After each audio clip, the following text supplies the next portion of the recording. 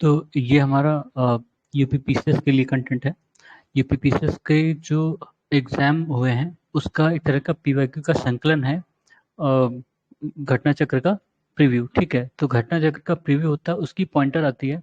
Pointer में one liner format में होता है, सिर्फ क्वेश्चन और आंसर होता है, एक्सप्लेनेशन नहीं होता। अगर आपको एक्सप्लेनेशन देखना है तो आप उनकी जो प्रीव्यू आती है उसको देख सकते हैं। ठीक है, तो ये हम रिवीजन के तौर पर कर रहे हैं।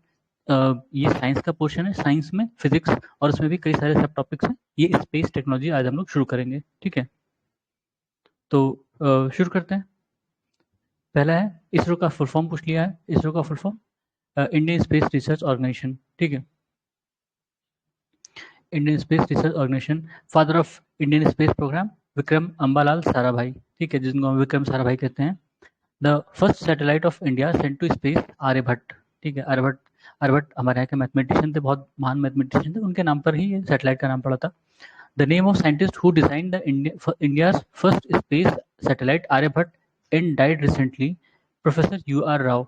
ठीक है, the first animal to travel to space a dog. इसको रशिया वालों ने भेजा था शायद। ठीक है, पहला पहला कोई भी एनिमल जो भेजा गया था स्पेस में डॉग था। लूसी नाम था शायद उसका, लूसी लाइका। ठीक है, लाइका है। Animal that was sent space on November 3, 1957, लाइका। ठीक है, एक डॉग थी। The first man who placed his foot on the moon, Neil Armstrong. ठीक है, पहले इंसान जिन्होंने चांद पर कदम रखा था, नील आर्मस्ट्रॉन्ग। दूसरे कौन थे? दूसरे भी पता होना चाहिए। कहते हैं दूसरा कोई नहीं पूछता।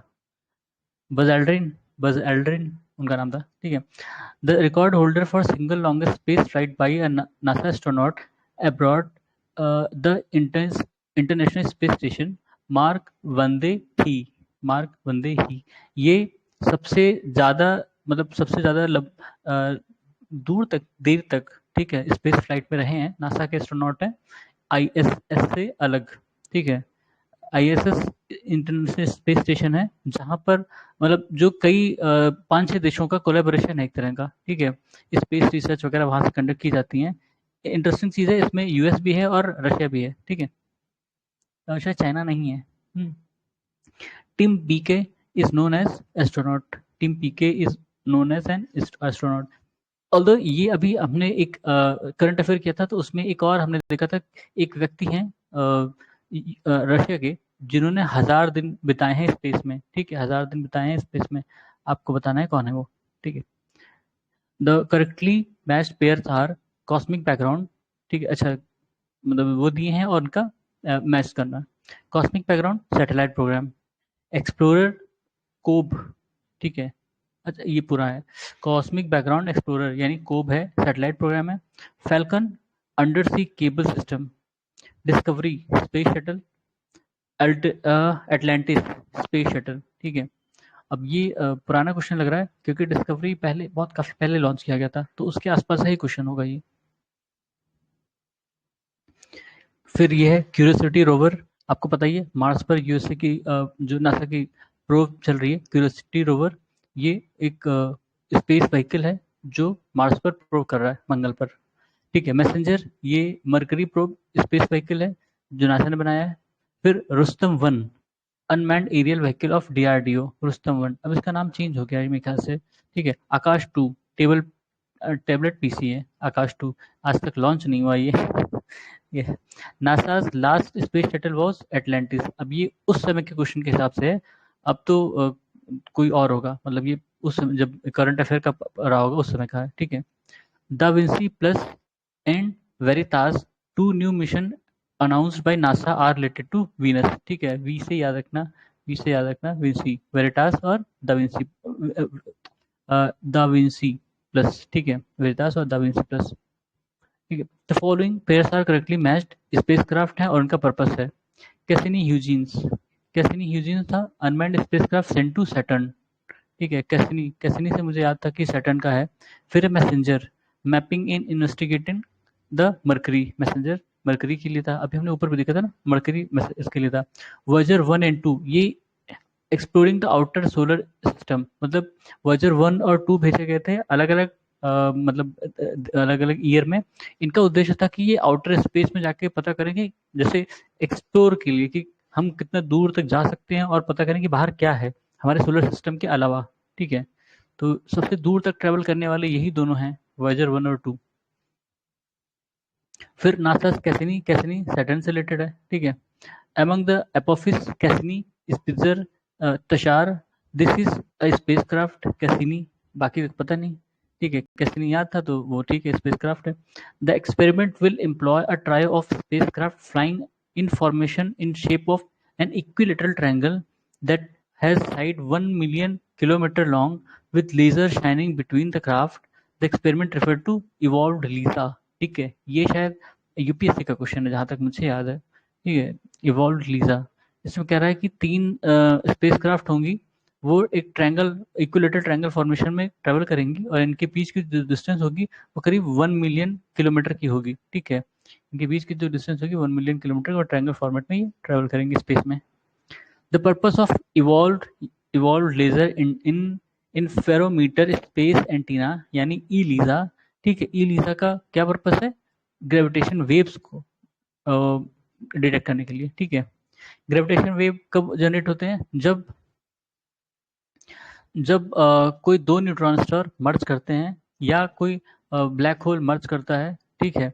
दो ब्लैक होल मर्ज कर रहे हैं, न्यूट्रॉन स्टार वगैरह मर्ज कर रहे हैं, तो जो टाइम और स्पेस का फैब्रिक है उसमें डिस्टॉर्शन होता है, ठीक है। वो वेव्स ट्रैवल करती हैं और वो ग्रेविटेशन वेव के थ्रू मतलब ट्रैवल करती हैं और वो पता चलता है कुछ कुछ उनके लिए मतलब डिवाइस इन्होंने बनाया है जिससे डिटेक्ट होती हैं, ठीक है। वो वेव्स कुछ चीज़ें डिस्टर्ब करती हैं तो पता चलता है कि अच्छा वो वेव्स आई हैं, वो वेव्स जनरेट हुई हैं, इसका मतलब कहीं कोई ऐसी एक्टिविटी हुई होगी, ठीक है। Scientist of Britain has build gravity tractor, ठीक है। It is a spacecraft with mechanism which would check asteroid from hitting the earth. Gravity tractor Britain ने बनाया, ब्रिटेन के साइंटिस्ट ने बनाया है। इसका उद्देश्य है कि जो कोई भी एस्ट्रॉइड अगर धरती को हिट करने वाला है तो उसको पता कर लेंगे पहले से, ठीक है। एक तरह का स्पेसक्राफ्ट है। फिर recently scientist observe that the merger of giant black hole billion of light years away from earth.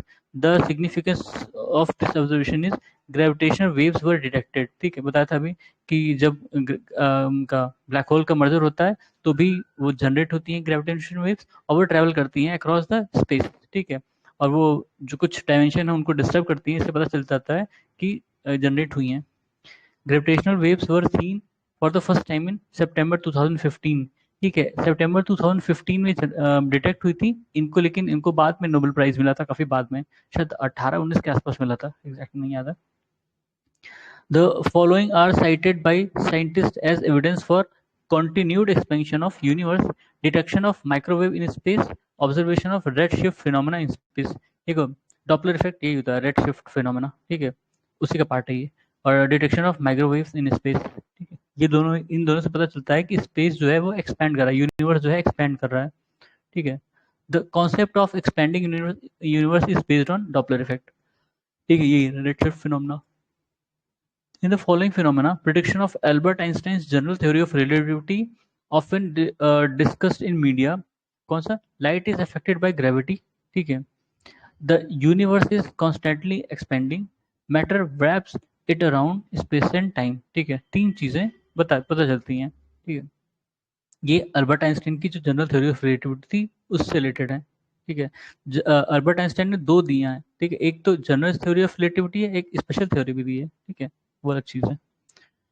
The terms event horizon, singularity, string theory, standard model are sometimes seen in the news in context of observation and understanding of universe, ठीक है।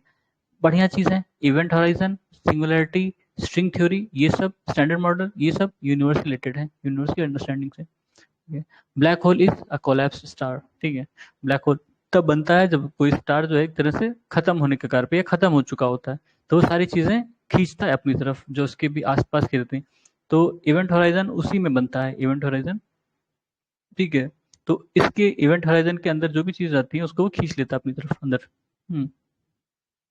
Black hole is a black hole is such a celestial existence which can not be seen by telescope. सही है। क्यों? The gravitational field of black hole is much strong than even a light does not escape from it. True है, मतलब हमको explanation मिल रहा है पहले दूसरे से, ठीक है। तो जैसे मैंने कहा था ना वाई लगा देना वाई, तो वाई का जवाब ये है, तो यानी करेक्ट एक्सप्लेनेशन है, दोनों स्टेटमेंट सही है और वो करेक्ट एक्सप्लेनेशन भी है, ठीक है।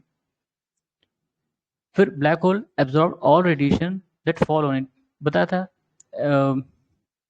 The tail of comet always points away from the sun, क्यों? देखो सन यहाँ है और कॉमेट ऐसे आ रहा है, तो क्या होगा कि कॉमेट के जो कॉमेट में क्या होता है, आइस वगैरह होती हैं, ठीक है, आइस वगैरह है, तो वो आइस पिघलती हैं, ठीक है, जो पिघलती हैं उससे उसकी पूंछ बनती है कॉमेट की। तो ऑब्वियस सी बात है, अगर ये जो कॉमेट है ये सूरज की तरफ जा रहा है, तो पूंछ जो है पीछे की तरफ होगी ना, तो इसलिए उसकी जो टेल है, जो बताया ना कि tail of comet always point away from the sun, तो वो दूसरी तरफ दिखाएगा ना कि उस तरफ। पूंछ आगे तो नहीं बनेगी ना, क्योंकि पिघल के चीजें वो पीछे ही भाग रही होंगी, ठीक है। ठीक है, फिर क्या है, highly dense stars called neutron star, ठीक है। ये भी तब होता है जब स्टार जो नॉर्मल स्टार होते हैं वो कोलैप्स होते हैं, तब वो न्यूट्रॉन स्टार बनते हैं, ठीक है। तो इसलिए ये बहुत डेंस होता है सारा जो इनका मटेरियल। मान लीजिए कि सूरज है अभी, और वो मतलब जो इसका अभी एक्चुअल फॉर्म है वो ब्रेक हो गया, टूट गया, ठीक है। इनकी जो मतलब फ्यूजन रिएक्शन था वो फेल हो गया, तो क्या करेगा, वो कोलैप्स करेगा। जब वो कोलैप्स करता है तो सारी चीजें, जितना मास वास था वो, उसका जितना भी सोलर मास है वो एक बहुत छोटी सी जगह पे आ जाएगा। और जब छोटी जगह पे आ गया तो इसका मतलब क्या है, बहुत डेंस हो जाएगा वो, ठीक है।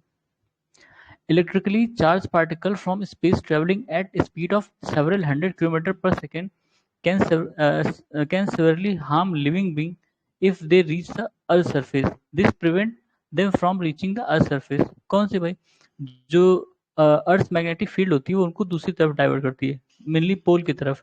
तो हम वो देखते हैं ना, ऑरोरा, ऑरोरा बोरालिस, ऑरोरा हमको दिखता है, ठीक है, उसी कारण से। फिर if a major solar storm या storm solar flare reaches the earth, the possible effect on the earth are, ये कई सारे चीजें थी, क्या क्या इफेक्ट करता है अगर सोलर स्टॉर्म जो है धरती पे पहुंच जाए, तो क्या क्या चीजें इफेक्टेड हो सकती हैं। पहला, GPS and navigation system could fail, ठीक है, power grid could be damage, intense auroras could occur over much of the earth, orbits of the satellite could be disturbed, shortwave radio communication of the aircraft flying over the polar region could be interrupted, ठीक है। तो ये सारी चीजें हो सकती हैं अगर जो सोलर फ्लेयर्स हैं वो धरती पर पहुंच जाएं, ठीक है। नॉर्मली नहीं पहुंचते हैं क्योंकि लेयर्स हैं, अभी जैसे हमने देखा मैग्नेटिक फील्ड है, ठीक है, आयनोस्फेयर है, वो सब उसको डाइवर्ट करती हैं, एब्जॉर्ब करती हैं, इसलिए हमें इफेक्ट नहीं होता उतना। फिर space shuttle loses radio contact with ground station for a while during landing on earth, ये क्यों होता है? As a as a space shuttle enters Earth's atmosphere, the shuttle surface temperature increases, which ionizes the surrounding air, ठीक है। मतलब कह रहा है कि जब स्पेस शटल स्पेस से धरती पर आने लगती है, तो उसका जो कांटेक्ट होता है, रेडियो कांटेक्ट होता है, वो खत्म हो जाता है कुछ देर के लिए। ऐसा क्यों होता है? क्योंकि जो स्पेस शटल है जब वो धरती में आता है तो फ्रिक्शन होता है ना, मतलब एटमॉस्फेयर है, स्पेस शटल स्पेस है, स्पेस में कोई घर्षण नहीं है। जब वो मतलब एटमॉस्फेयर में आएगा तो वो घर्षण होगा, बहुत उसका टेम्परेचर बढ़ जाएगा, मतलब कई बार जल जाता है, ठीक है, लेकिन वो इस तरह से डिजाइन किया जाता है कि जले ना एकदम से, लेकिन टेम्परेचर तो बढ़ेगा, ऑब्वियस सी बात है। तो आयोन जो मतलब सिग्नल होगा वो आयोनाइज हो जाता है, उसके आसपास की चीजें आयोनाइज हो जाती हैं। जब वो आयोनाइज हो जाएगा तो वो सिग्नल रिसीव और ट्रांसमिट नहीं कर पाएगा, ठीक है। The following statement are correct, क्या है? FM transmission of music is of very good quality because atmospheric or man made noise which are generally frequency variation can do little harm. A geostationary satellite is at an approximate height of 36,000 kilometre, ठीक है। FM transmission बहुत अच्छी quality का music transfer मतलब दे सकता है, क्यों? क्योंकि जो मैन मेड नॉइज होता है या एटमॉस्फेरिक नॉइज होती हैं वो फ्रीक्वेंसी वेरिएशन के कारण, मतलब उसमें उनके उनके कारण से वो नहीं होता है फ्रीक्वेंसी वेरिएशन, ठीक है। तो वो अच्छी म्यूजिक जो एफएम होते हैं आपके रेडियो देखिए, लेकिन उनका उनका दायरा सीमित होता है, बहुत ज़्यादा दूर तक एफएम नहीं चलते हैं। एक शहर का एफएम मुश्किल से कितना 10 किलोमीटर, ठीक है, इतना होगा, 10-12 किलोमीटर जो भी उनका रेडियस होगा शहर का, तो उसके आसपास ही रहता है। जो जैसे मान लीजिए कि ये एफएम है और यहाँ ये शहर की बाउंड्री ओवरलैप कर रही है, तो इस वाले को जो इस रीजन में होगा ना, इसको दोनों जगह का एफएम मिलता है, ठीक है। हम लोग थे लखनऊ के बॉर्डर पे, तो हमें कानपुर का एफएम मिलता था। The satellite use for telecommunication relay are kept in a geostationary orbit. The a stationary is a satellite is said to be in such a orbit when The orbit is in geosynchronous. The orbit is circular. The orbit lies in plane of Earth equator. ठीक है, कह रहा है satellite used for telecommunication relay relay are kept at geostationary orbit. मतलब जैसे आपका धरती है, ठीक है, ये धरती है और ये सैटेलाइट का ऑर्बिट है, ठीक है। ये क्या होता है, इक्वेटर के पैरेलल में होता है। ये जो ऑर्बिट है इक्वेटर के पैरेलल में होगा, मैंने कॉन्सेप्ट बताया था उस दिन, ठीक है। इक्वेटर के पैरेलल में है, प्लस ये सर्कुलर होगा, धरती के ऑर्बिट के पैरेलल, मतलब धरती के ऑर्बिट नहीं, धरती के पैरेलल, ठीक है, धरती के पैरेलल ऑर्बिट में होगा। और ये जो है इक्वेटर के प्लेन के बराबर होगा, ठीक है। और ये जियो सिंक्रोनस होगा, मतलब आप जहां से भी देखोगे वो लगेगा कि वहीं पे खड़ा है, क्योंकि ये जिस तरह से धरती घूमेगी उस हिसाब से वो भी घूमता रहता है, वो भी घूमता रहता है, ठीक है। और बताया था कि मैंने क्या, जो हमारे टेलीविजन के एंटीना होते हैं या डिश टीवी के एंटीना होते हैं वो साउथ में फेस करते हैं। हम लोग हम लोग इक्वेटर के नॉर्थ में हैं, ठीक है। इंडिया जो है इक्वेटर के नॉर्थ में है, तो हमारे लिए इक्वेटर साउथ डायरेक्शन में है। इसलिए जो हमारे लिए इक्वेटर अगर साउथ में पड़ा तो यानी सैटेलाइट इस डायरेक्शन में है, हमें सिग्नल इधर से लेना है, ठीक है। तो एंटीने को साउथ डायरेक्शन में फेस करना पड़ेगा। अब एंटीना जब तक वो सैटेलाइट को फेस नहीं करेगा तो सिग्नल ठीक से रिसीव नहीं करेगा, इसलिए वो साउथ डायरेक्शन में उसको रखते हैं हम। जो डिश एंटीना होते हैं आप देखना वो हमेशा साउथ डायरेक्शन में फेस करेंगे, बहुत रेयर केस है कि किसी और डायरेक्शन में रख दें, ठीक है। फिर क्या है, द जियोस्टेटिक पोजिशन क्या है, when the object moves around the earth with the velocity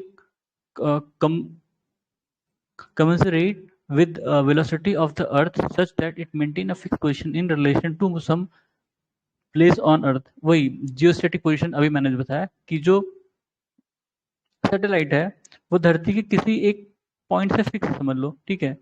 मतलब भाई धरती कहाँ खिसक जा रही है, ठीक है। ये सैटेलाइट है और ये धरती से हम एक जगह से देख रहे हैं, ये दिख रही है। धरती रोटेट कर रही है, धरती तो रोटेट करेगी ना, वो थोड़ी रुकेगी। तो इसको भी उतनी ही स्पीड से मतलब कुछ पैरेलल स्पीड से रोटेट करना पड़ेगा। तभी जब मान लो कि ये पोजीशन यहाँ पे आ गई और तब सैटेलाइट यहाँ होगा, तभी हमें दिखेगा अच्छा वो फिक्स है भाई, ठीक है। हमें हमेशा वो दिख रही है एक ही पोजीशन पर, ठीक है। सैटेलाइट भी रोटेट कर रही होगी पर वो पैरेलली रोटेट करती है तो हमें लगता है कि फिक्स पोजीशन पर है, ठीक है। तो वो जियोस्टेटिक पोजीशन हो गई उसकी। The atmospheric layer in which the communication satellites are located, exosphere, ठीक है, exosphere, atmospheric layer in which communication satellites are located, exosphere, ठीक है। The time period for revolution of geostationary satellite is 24 our, ठीक है। वो भी 24 घंटे में ही पूरा करता है, उसकी स्पीड ज़्यादा होती है क्योंकि वो धरती के साथ ही साथ चक्कर लगा रहा है ना, तो 24 घंटे में ही वो भी पूरा करेगा। The following diagram represent the most accurate path of geostationary satellite in space। बताया था सर्किल होता है तो सर्किल है, उसमें और भी शेप बने रहेंगे, सर्किल ही करेक्ट था। NASA US Space Agency had launched a telescope named Kepler to find Earth-like planet, ठीक है। केपलर को इन्होंने लॉन्च किया था अर्थ-लाइक प्लैनेट ढूंढने के लिए। मिला नहीं, कई सारे मिले लेकिन एग्जैक्ट नहीं मिलेगा, जब तक इंसान ना दिखे वहां तो क्या मतलब है। The 10th chairman of ISRO on in January 2002 S Somnath, अभी भी यही है शायद ना, एस सोमनाथ। के सिवान इनके पहले थे के सिवान, अब शायद एस सोमनाथ है। Present chairman of ISRO S Somnath ही शायद। India's telecommunication has been linked to satellite. India is preparing for star war. गलत है भाई, स्टार वॉर की करेंगे, ठीक है। Indian satellite series which is being used for telecommunication system is INSAT, GSAT। अच्छा, ये सैटेलाइट जो टेलीकम्युनिकेशन के लिए सैटेलाइट इंडिया यूज करती है इनसैट और जीसैट है, ठीक है। Indian satellite series INSAT is an example of communication satellite, ठीक है। Among Ka C M F Ku band the frequency band which is not used in INSAT GSAT satellite communication. M F band हमने भी सुना है, ठीक है। का सी ये तो सुना है, कू का ये सब बैंड होते हैं, फ्रीक्वेंसी बैंड, वैसा गाने वाला बैंड नहीं। Television transmission is an example of simplex communication. Television का ट्रांसमिशन सिंप्लेक्स कम्युनिकेशन। फिर India first remote sensing satellite IRSIA was launched from Baikonur. ये जब मतलब यूएसएसआर रहा होगा, अभी भी जो रशियन सैटेलाइट हैं वो शायद उज्बेकिस्तान में ये जगह है, या कजाकिस्तान या उज्बेकिस्तान, वहीं कहीं जगह है, ये वहां से लॉन्च किया जाता है ये, ठीक है। Indian remote sensing satellite are used for assessment of crop locating ground water resources, mineral exploration etcetera. देखो जो रिमोट सेंसिंग सैटेलाइट है ऑलमोस्ट कुछ भी कर सकता है, मतलब सेंस वाली चीजें, ऑब्जर्वेशन वाली चीजें, वो कुछ भी कर सकता है ऑब्जर्वेशन वाली चीजें। तो जितने भी ऑप्शन दिए रहे हैं वो लगभग सही माने जाते हैं। बहुत बहुत कुछ ही ऐसे होंगे एक्सेप्शनली कि नहीं वो नहीं कर पाएगा, बहुत सी चीजें वो कर सकता है अब। ठीक है, उनकी कैपेबिलिटी अच्छी खासी बढ़ा दी गई है। The satellite image remote sensing data are used for measurement और एस्टिमेशन ऑफ क्या क्या। देखो ये भी यूपीएससी का ही क्वेश्चन था मेरे ख्याल से। Chlorophyll content in the vegetation of specific location, green house gas emission from rice paddies of specific location, land surface temperature of specific location. बताया था मैंने कि जो रिमोट सेंसिंग सैटेलाइट्स हैं वो लगभग कुछ भी ऑब्जर्व कर सकती हैं। तो ये देखो ये जो एग्जांपल है ये उसी के एग्जांपल है। आप कहोगे कि नहीं यार क्लोरोफिल कंटेंट कैसे ये कर सकते हैं, ठीक है, या फिर आप सोचोगे कि ग्रीन हाउस गैस इमिशन कैसे ऑब्जर्व कर सकते हैं, लेकिन वो कर सकते हैं, ऑब्जर्व कर सकते हैं। ठीक है, अब टेक्नोलॉजी डेवलप हो चुकी है उतनी। INSAT 3C was launch from कोरो कोवरू, ये जगह का नाम है। ठीक है, तो जो सैटेलाइट, देखो इससे क्या पता चलता है, इसका नाम पूछा और ये बैकग्राउंड पूछा, इसका मतलब है कि जो सैटेलाइट कहीं से लॉन्च की जाती हैं, किस जगह से लॉन्च की गई है वो भी आपको एक बार देख लेना चाहिए। कई बार वो भी पूछ लेता है ना कि कौन से उससे रॉकेट से लॉन्च की गई है। ठीक है, तो ये दोनों चीज थोड़ा सा ध्यान रखने वाली है कि किस जगह से लॉन्च की है, किस रॉकेट के थ्रू लॉन्च की है, या उनका पर्पस क्या है। ठीक है, तो देख लेना। जैसे देखो the number of satellite the number of satellites launch successfully by PSLV C-37 in single flight on this date 100-04। ठीक है, तो ये पुराना क्वेश्चन है, उस साल का था, लेकिन इसमें देखो क्या चीज इंपॉर्टेंट है कि PSLV C-37, एक तो ये उन्होंने पूछा, दूसरा एक डेट, चलो डेट भूल सकते हो, डेट का कोई इतना पर्पस नहीं, कितने सैटेलाइट लॉन्च किए गए थे। ठीक है, तो ये सब है। The correct chronological order of space program is side step Apple IGMD। अब ये तो मुझे भी नहीं पता कि किसकी बात हो रही है, मतलब ये किसके स्पेस प्रोग्राम है, इंडिया के हैं बाहर के, देखना पड़ेगा। The first Indian communication satellite Apple was launch on June 1981। अच्छा, अगर इंडिया के हम पढ़ेंगे तो शायद ये जो अभी दिया था पता चल जाएगा। तो ये एप्पल जो था इंडिया का कम्युनिकेशन सैटेलाइट था, 1981 में लॉन्च किया गया था, उतनी पुराना है। Apple was launch from Kourou, ये फ्रेंच गुयाना में है, फ्रेंच गुयाना।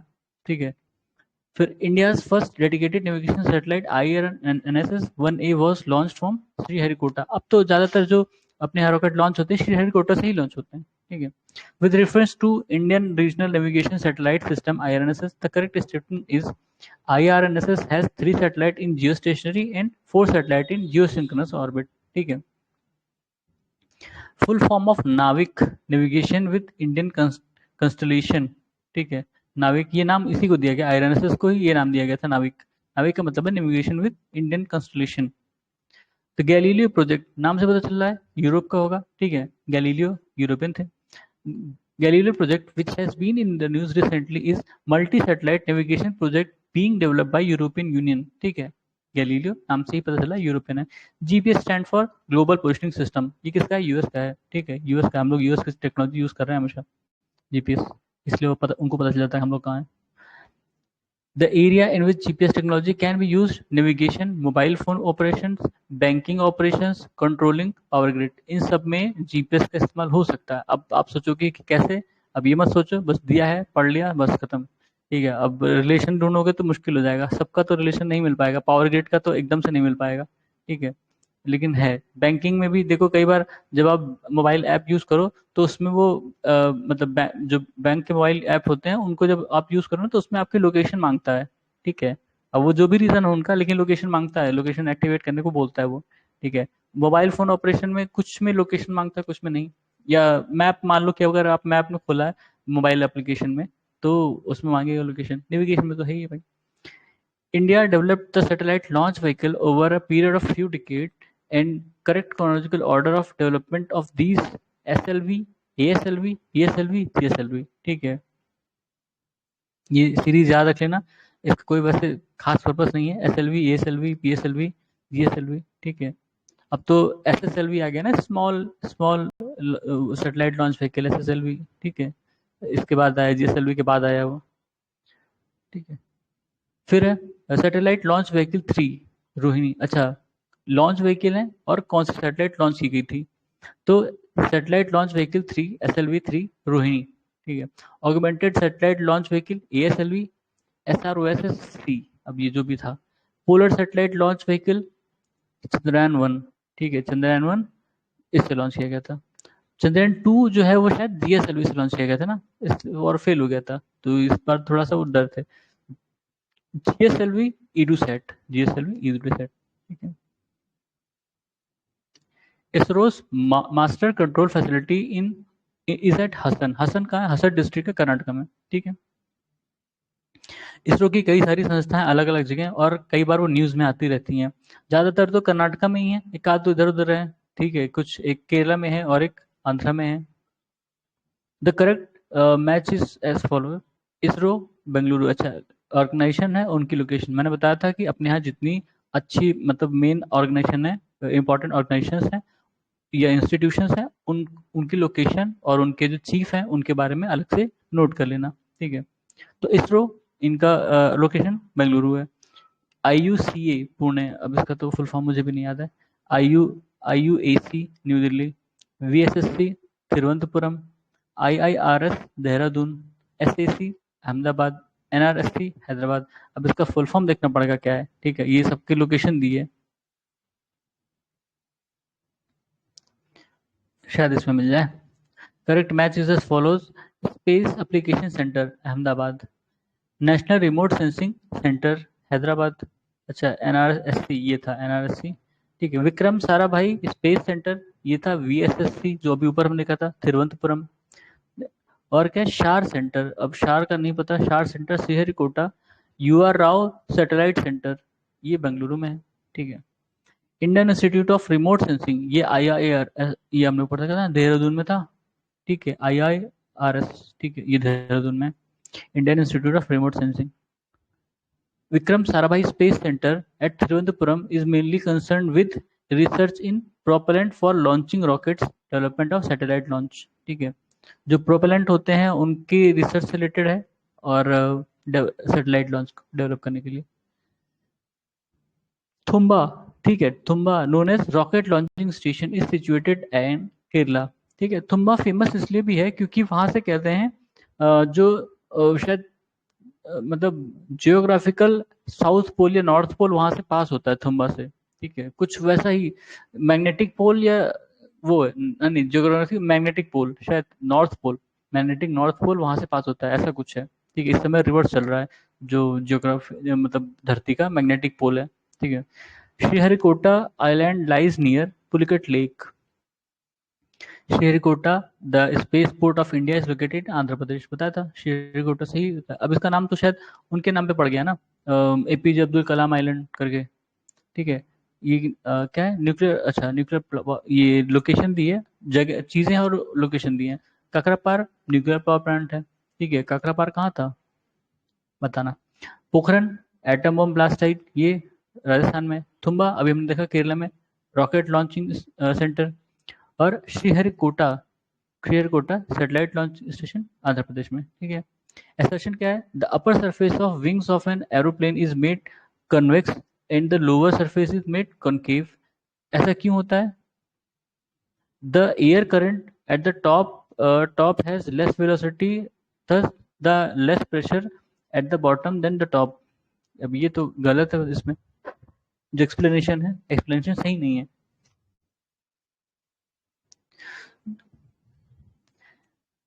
फिर ब्लैक बॉक्स ऑफ एरोप्लेन, हाँ ये ब्लैक बॉक्स तब में आता है जब कोई एरोप्लेन का क्रैश हो जाता है या गायब हो जाता है, तो कहते हैं भाई उसका पता करो ब्लैक बॉक्स, और वहां से हमें पता चलेगा कि क्यों वो एक्सीडेंट हुआ या लास्ट कम्युनिकेशन क्या है। तो ब्लैक बॉक्स में उनकी कम्युनिकेशन की डिटेल्स होती है एक तरह से कि क्या कम्युनिकेट किया गया था, ठीक है। तो ब्लैक बॉक्स नाम उसका ब्लैक बॉक्स है पर ऑरेंज कलर में होता है, ठीक है। On this day Chandrayaan enter the lunar orbit, ठीक है। अभी तो खतरनाक चीज है भाई, डेट पूछ लिया डायरेक्ट, 8 नवंबर 2008। अब पूछ लेगा कि चंद्रयान 3 अभी लॉन्च हुआ था, वो कब पहुंचा, ठीक है। तो एक बार देख लेना, याद रहे तो ठीक, वरना कोई बात नहीं। Name the space craft for India mission moon और चंद्रयान 1, चंद्रयान 2, चंद्रयान 3 पे हो गया ना, अभी तो 3 लॉन्च हुआ था। चंद्रयान 2 सेम ही, मतलब पूरा फेल नहीं कह सकते, चंद्रयान आधा आधा, चंद्रयान 2 आधा सक्सेसफुल था आधा फेल था, मतलब लैंड नहीं कर पाया, बाकी चीजें तो हो गई, हाँ ठीक है। Chandrayaan 1 was launched from Andhra Pradesh, obvious सी बात है. In July 2019, spacecraft Chandrayaan 2 was launched from Andhra Pradesh. Geosynchronous satellite launch vehicle used by ISRO to launch Chandrayaan 2.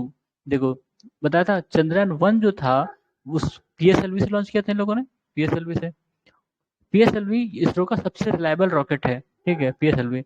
GSLV इनका हैवीएस्ट या कह सकते हो सबसे स्ट्रॉन्गेस्ट रॉकेट है. GSLV Mark 3. इसका यूज किया था इन्होंने को चंद्रयान 2 को लॉन्च करने में. ठीक है. लॉन्चिंग में दिक्कत नहीं आई थी, वहां तक पहुंच गए थे हम, बस इनको लैंडिंग में दिक्कत हुई थी. जो लैंड किए थे वो क्रैश हो गया था. The true statement about Chandrayaan 2 mission are.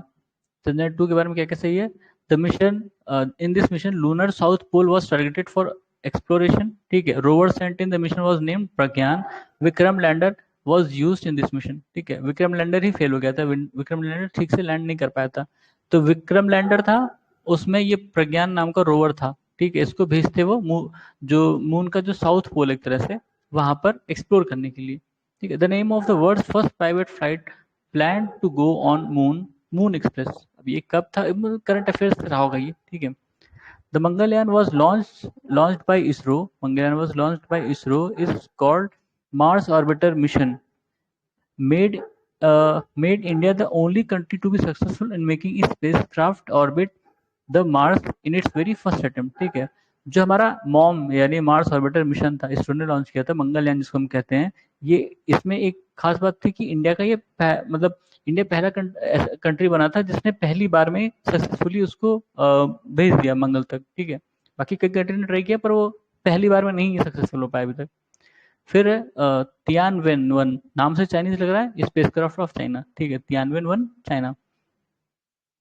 In August 2016 China developed a system nicknamed Micius, which is Micius क्या है, a quantum satellite communication system. A quantum satellite communication system Micius 2006 का है. मतलब उस समय की न्यूज में था ये. उस समय 17 में पूछा गया होगा, 16-17 में, जब भी अगर पेपर अगर पीछे होगा.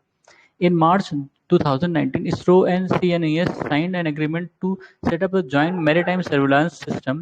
CNES is a space agency of France. ठीक है. CNES फ्रांस की एजेंसी है, स्पेस एजेंसी. ठीक है. स्पेस एजेंसीज कोलैबोरेट करती रहती हैं किसी न किसी मिशन के लिए.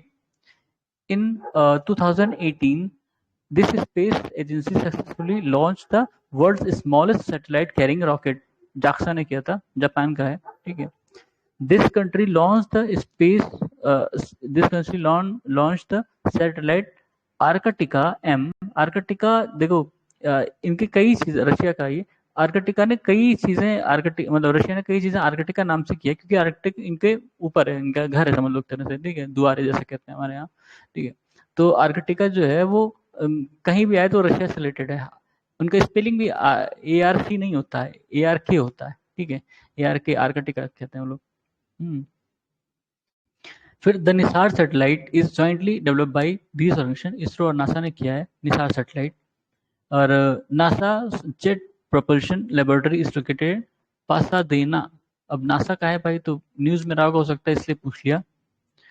ग्रीस लाइटनिंग 10 GL10 इज क्या है, electric plane tested by NASA. ये करंट अफेयर्स रहा होगा. ठीक है. ये इलेक्ट्रिक प्लेन है जिसको नासा ने टेस्ट किया था, grease lightning GL10. Spacecraft of NASA which has confirm the presence of water on Mars. SOFIA. ये भी करंट अफेयर्स ही है. सोफिया ने बताया कि वहां पे पानी है. NASA's Deep Impact mission, NASA's Deep Impact Space Mission was employed to take detailed picture of Tempel-1 comet nucleus. Deep Impact Space Mission था नासा का, किसके लिए, एक कॉमेट था न्यूक्लियस, कॉमेट था Tempel-1, उसके न्यूक्लियस के फोटो लेने के लिए. ठीक है.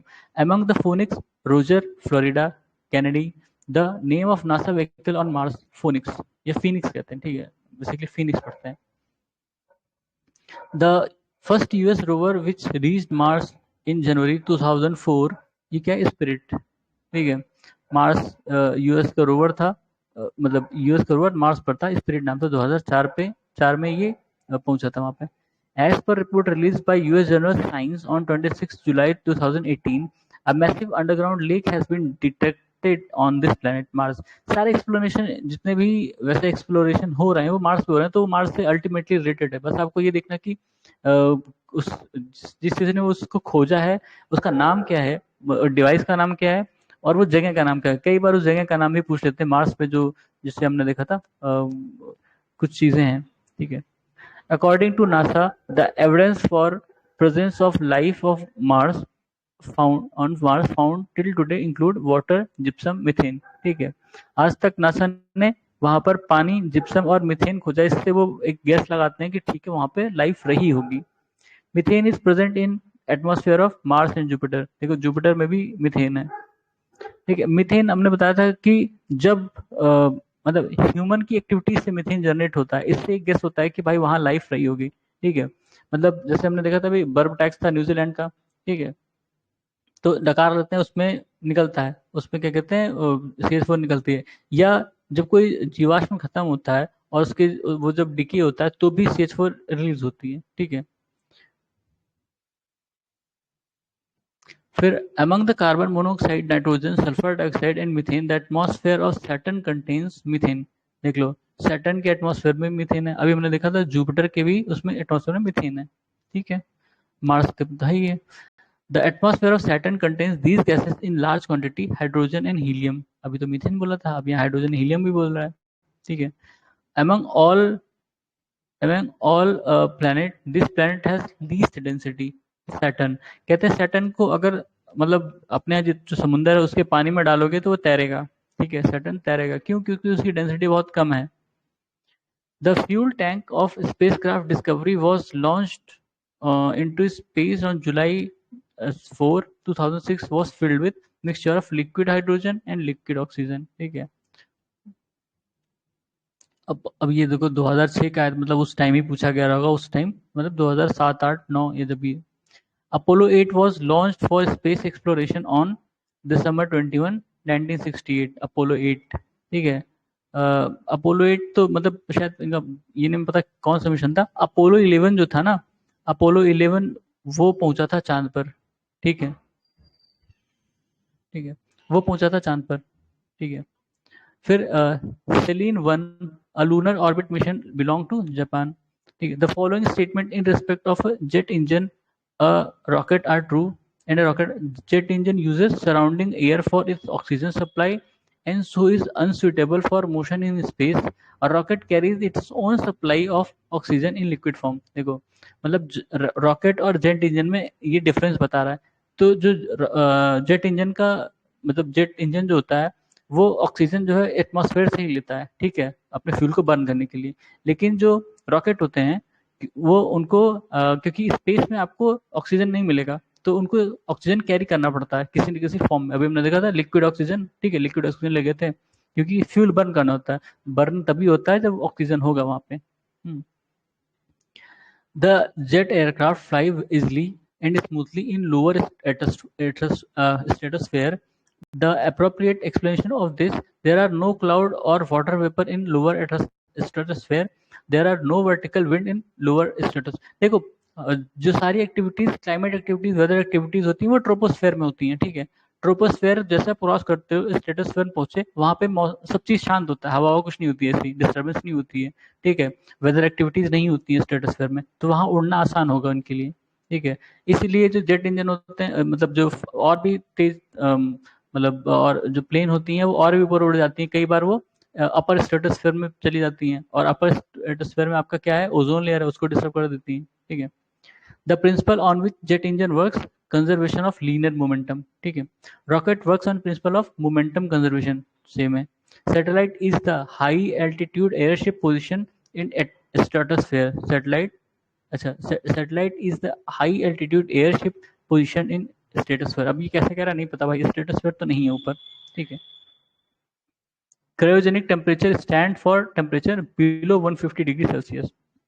क्रायोजेनिक मतलब होता है कोई भी चीज बहुत ठंडी नेगेटिव टेम्परेचर में, ठीक है।